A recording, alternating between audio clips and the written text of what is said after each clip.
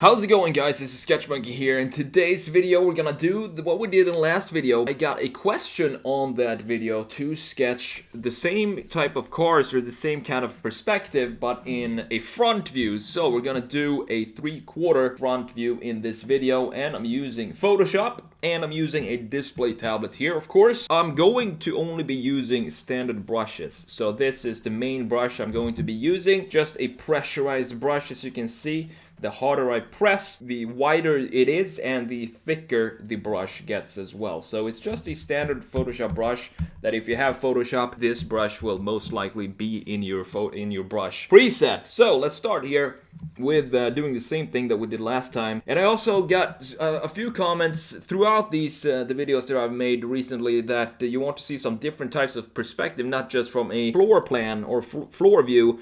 And that basically, when I do a sketch in floor view, we can talk about that first. So if I do a sketch from a lower point of view, I usually start with just a line like this, and then we can put out the wheels, you know, like we always do, like this. And then from here, we can start to sketch our car or our product or whatever it is we're sketching.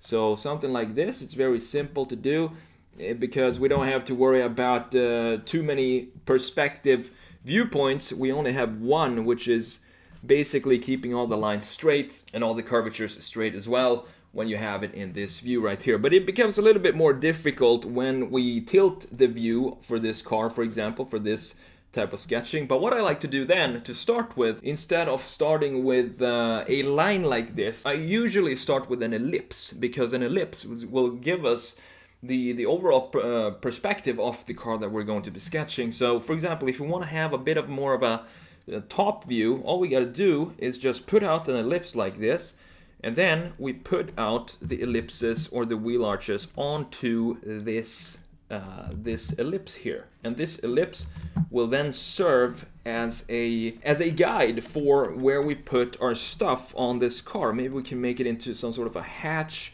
or something like that, a hatchback, and create some sort of volume for this car, define it, and try to see if maybe we want to have a round shape for it, or maybe a bit of a sharper shape. I think we're gonna go for a bit of a bubbly shape to this car right here. We just do the same thing that we did with the other views, although of course in this case we need to have some more curvatures to the lines, since we're looking at it from a completely different perspective here. And from here, all we got to do now, we have the base geometries down, so we can start to experiment with the shape of the car and the design of the car, of course, and see what we come up with. So it's generally a better idea, in my opinion, to start with an ellipse when you're sketching in a bit more of a top view of whatever car you're sketching. For example, hatchbacks like we're doing right now, or maybe whatever. I mean, you can pick whatever type of car you want, obviously. This is just an example of what you can do with this type of ellipse sketching, which I also call cloud sketching. If you're in my courses, for example, it's the same type of philosophy behind it. And then from here, we now have the basic stuff down, so we can start to play around and put out some features for this design. Maybe we can have some front fascia that looks something like this, and some headlights to this thing right here. And if you look at modern hatchbacks, it's pretty interesting because they almost have the headlights on top of the hood.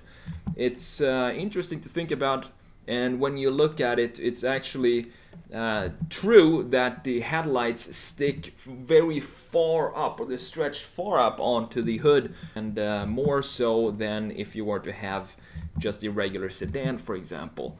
So that's what I'm doing right here. But we basically hit two questions in one sketch here. We did what we were supposed to do in this video, which is sketch front views, which I did right here. But I'm gonna go into more detail and sketch more front views, of course, just to properly explain what it is I'm doing, so you can follow along in this video as well. Right now I'm just having some fun adding some more details to these wheels, for example, to just clean up the spokes and do something cool with those. But then from here, of course, you can go in and fine-tune this perspective, and you can start to render it if that's what you want, add some airbrush to it, or basically do whatever you like, because there are no limits to what you can do. So let's talk now about sketching front views and what to think about here in comparison to the rear views. So let's start with a bit of a curvature to this right here. So we have the rear view right here, and then we have the front axle right here. Put out the wheels, get some more confidence in this first initial sketch here. And then we want to add a end point of where this car is going to end. So this is going to be the end of the hood. So the major difference here is that you need to figure out how you want the rear shoulder and the front fender to be visualized in this sketch. And since it's a front view, that means that the A-pillar is going to start way back here and then dip down something like this. So we need to almost invert what we did when we sketched a rear view, because in that case we start with the A-pillar somewhere around here, right? And we stretch it back to this point right here.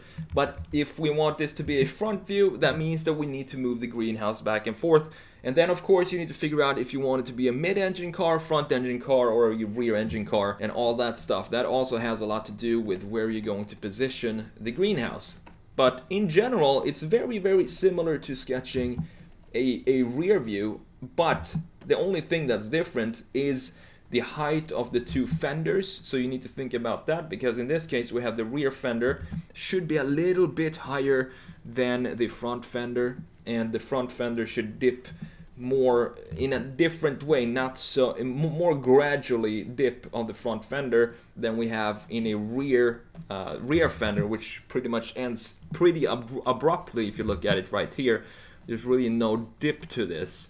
But these are just details that you can play around with, of course.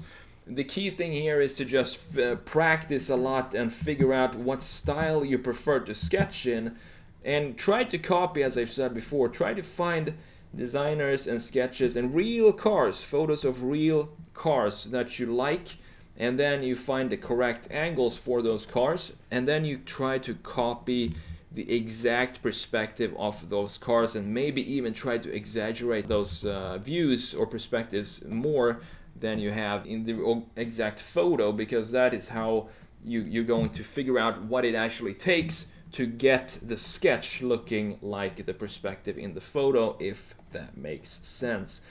If anything I say doesn't make sense, just comment below and I will try to explain myself further.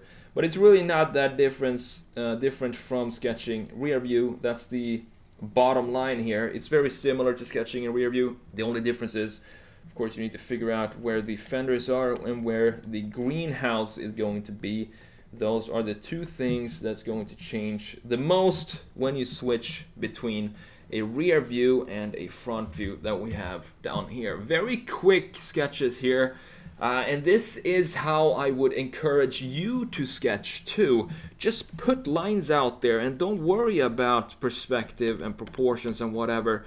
But if you're brand new and if you're just starting out, instead of just putting sketches out like this without any guidance, what I would suggest you do is to just put out sketches like this, but at the same time you have some sort of reference picture and you draw some inspiration and proportions and stuff from a reference. That way, that's also a good way of getting better at sketching quickly, is always to use reference pictures, specifically if you're just starting out. And of course you can sketch SUVs like this too and have everything just melt into a beautiful looking sheet of doodles like this. Pretty crazy what you can do when you just decide to pick up the pen and sketch a few quick sketches like this one. I hope this was useful to you. Maybe it was too quick, but I kind of want to keep this channel to these kind of videos. Just pump them out and hopefully help you along the way. And if